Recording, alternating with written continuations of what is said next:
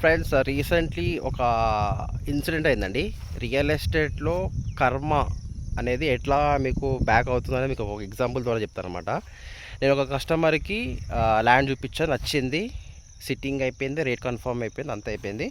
నేను సార్‌కి ఏం చెప్పినా అంటే కొనేవాళ్ళు నా సైడ్ అనమాట. సెల్లర్ వేరే సైడ్ ఏజెంట్.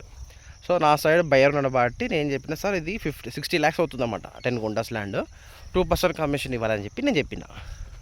సరే, ఓకే అయిపోయింది, అంత అయిపోయింది. సార్ ఏం చేశాడంటే, నేను అంటే ఆయన ఫ్యామిలీతో మళ్ళీ నెక్స్ట్ 3 days, 2-3 days తర్వాత నాకు చెప్పకుండా ఫ్యామిలీతోనే వెళ్ళిండు సైడ్ చూడడానికి. అక్కడ పర్సన్ కలిసిండంట. సార్ ఇట్లా ఏమైంది అని అడిగితే, ఇట్లా ల్యాండ్ మేము తీసుకుంటున్నామని చెప్పి చెప్పిండు మావాడు. అవునా సార్, ఎంత పోయిందా, ఇంత పోయింది సార్, ఇట్లా కమిషన్ ఇట్లా అని చెప్పి చెప్పిండు మావాడు. అయితే వాడేమాడంటే, అక్కడ ఏజెంట్ వేరేవాడు వేరే పర్సన్, ఒక పని చేయండి సార్, నాకు మీరు ఆయన 2% ఇస్తారు కదా సార్, నాకు అంటే దగ్గర దగ్గర ఒక 1,20,000 50,000 అవుతుంది, నాకు పని చేయండి, 1% ఇవ్వండి సార్, నేను అదే రేట్కి మీకు సెట్ చేస్తాను అని చెప్పి అక్కడ ఏజెంట్ మామూలుగా చెప్పిండన్నమాట. అయితే మా బయ్యర్ ఏం చేసిందంటే, ఓహో ఇంకా మాకు 2% ఇచ్చేప్పుడు 1% అయిపోతుంది కదా అంటే, అది దగ్గర 60,000 డిఫరెన్స్ వస్తుందన్నమాట. ఆడేం చేసిండంటే, అక్కడ ఏజెంట్తో డీల్ చేస్తాను నడుస్తుంది. సో ఇప్పుడు మా అయితే బయ్యర్ ఉన్నాడో ఆయన లింక్ డాక్యుమెంట్స్ 1954 నుంచి వాళ్ళు అడిగినమాట. అయితే నేను ఇప్పుడు నా పక్క పెట్టిండు కదా, ఆ ఏజెంట్కి అడిగిండు, సార్ లింక్ డాక్యుమెంట్స్ కావాలంటే వాడు ఏం చేసి ట్రై చేసిండు. ఆ ట్రై చేస్తుంటా ఉంటే 1 week అవుతుంది, 2 weeks అవుతుంది, 3 weeks అవుతుంది, అదే పని కాలేదు. పని కాకపోతే నేను టచ్ చేసి ఏమే సంగతి అంటే, సార్ ఇట్లా నాకు చెప్పిండు, సార్ ఇట్లా సంగతి అని చెప్పి నాకు వేరే ద్వారా తెలిసిందన్నమాట, సార్ ఇట్లా పోయిండు అనేసి.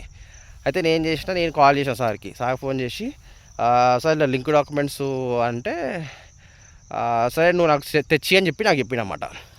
అయితే నేను లోకల్ మనిషి, నాకు మన ఎంఆర్ ఆఫీస్లో నాకు సర్కిల్ ఉంది, నేను ఒక 10 daysలో మొత్తం లింక్ డాక్యుమెంట్ అంటే 3 daysకి 2 days 3 daysకి కొంచెం లింక్ డాక్యుమెంటు కాస్త పహానీసులు అవన్నీ తెచ్చుకుంటే వాళ్ళకి పంపిస్తా పోయినా.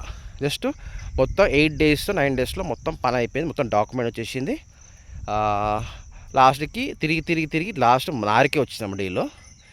డాక్యుమెంట్స్ క్లియర్ చెక్ చేయించుకుంటూ రీసెంట్గానే అగ్రిమెంట్ అయ్యింది. ఇంకొక 15-20 daysలో రిజిస్ట్రేషన్ ఉంటుందన్నమాట. సో ఓవరాల్ చెప్పే పాయింట్ ఏంటంటే, రియల్ ఎస్టేట్లో మనం ఎన్ని తప్పులు చేసినా, అది కస్టమర్ కావచ్చు ఆర్ఎల్స్ ఏజెంట్ కావచ్చు, ఆ డీల్ కాదు, ప్లస్ మీరు ఎక్కడో ఒక దగ్గర బాధపడతాం మనం తప్పు చేస్తే. సో జెన్యూన్గా ఉంటే బెటర్, కస్టమర్ అయినా బయ్యర్ అయినా సెల్లర్ అయినా. ఓకేనా ఫ్రెండ్స్? సో కర్మ అనేది మనం వాచ్ చేస్తూ ఉంటుంది, మనం ఎలా చేస్తే అలా అవుతుంది. మనం తప్పులు చేస్తే మనకు కాకుండా మన పిల్లలకు కూడా అవుతుంది. ఓకేనా ఫ్రెండ్స్? సో ఏదన్నా మేమైతే క్లియర్ కట్గా ఉంటాము, మాకు సర్కిల్ ఉంది, ఎంతవరకైనా వెళ్ళి కస్టమర్కి ఫేవర్ చేయడానికి ట్రై చేస్తాము.